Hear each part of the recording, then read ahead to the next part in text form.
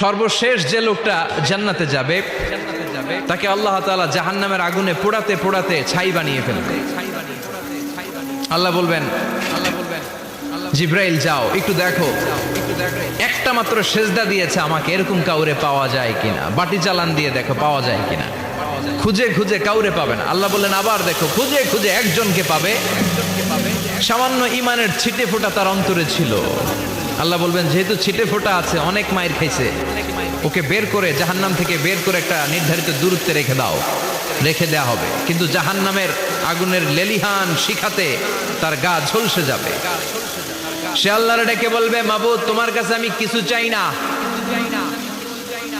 জাহান্নাম থেকে তুমি আমাকে বের করেছো, জীবন নদীর পানি তুমি আমার গায়ের মধ্যে ঢেলে দিয়েছো, আমি আবার সজীবতা ফিরে পেয়েছি। আমি তোমার কাছে জান্নাত চাই না, শুধু নিরাপদ একটা দূরত্বে আমাকে রেখে আসো, যাতে জাহান্নামের আগুন আমারে কষ্ট দিতে না পারে।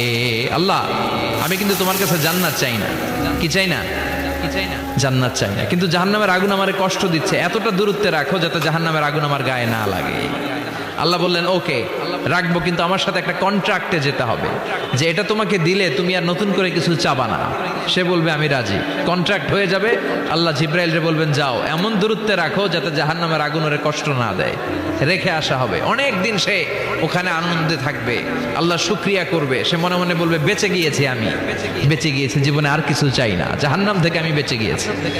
অনেকদিন থাকার পরে মনে মনে ভাববে বাইসা তো গেছি, কিন্তু নতুন করে একটু ট্রাই করে দেখি, জাহান্নামের সৌন্দর্যের দৃশ্য একটু চোখ দিয়ে অবলোকন করা যায় কিনা। সে আল্লাহরে ডেকে বলবে আল্লাহ ইনদি সুআল, আমার একটা ফরিয়াদ আছে। কি ফরিয়াদ?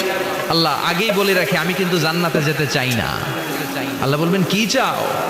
সে বলবে আল্লাহ তোমার জান্নাতটা তুমি কত সুন্দর করে বানিয়েছো, আমি একটা নজর শুধু দেখতে চাই। জান্নাতের দরজার সামনে নিয়ে যদি আমারে বসিয়ে রাখো, দ্যাটস ইনাফ, আর কিছু চাই না, শুধু জান্নাতের দরজার সামনে। আল্লাহ বললেন তুই না ওয়াদা করেছিস, তুই না চুক্তি করেছিস। সে বলবে আল্লাহ আমারে হতভাগা বানাইয়া তোমার কি লাভ? সুবহানাল্লাহ পড়েন। আমারে তুমি হতভাগা বানিও না। আল্লাহ বলে ঠিক আছে, আবার সিগনেচার কর যে জান্নাতের দরজার সামনে বসিয়ে দিলে আর কিছু চাবি না। সে সিগনেচার করে বলে আমি চাবো না।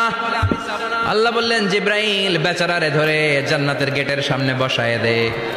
এবার জান্নাতের গেটের সামনে বসে বসে জান্নাতের সৌন্দর্য দেখা শুরু করবে। সুবহানাল্লাহ। এমন সৌন্দর্য যেটা চোখ দিয়ে কেউ দেখে নাই, কান দিয়ে শোনে নাই, ওই সৌন্দর্য চোখে দেখে, কান দিয়ে আওয়াজ শুনে মাগার ভোগ করতে পারে না। অন্তরে জ্বালা আছে না নাই?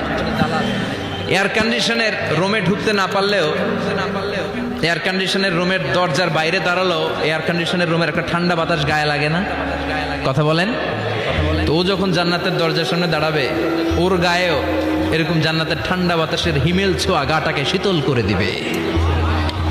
ওই শীতল হয়ে যাওয়ার পরে আর তো সহ্য হবে না, আবার আল্লাহরে ডাকবে, মনে মনে ভাববে আর একটু ট্রাই করি না, দোষ কি, আস্তে আস্তে অনেক দূর তো আগাইছি। সুবহানাল্লাহ কইবেন না?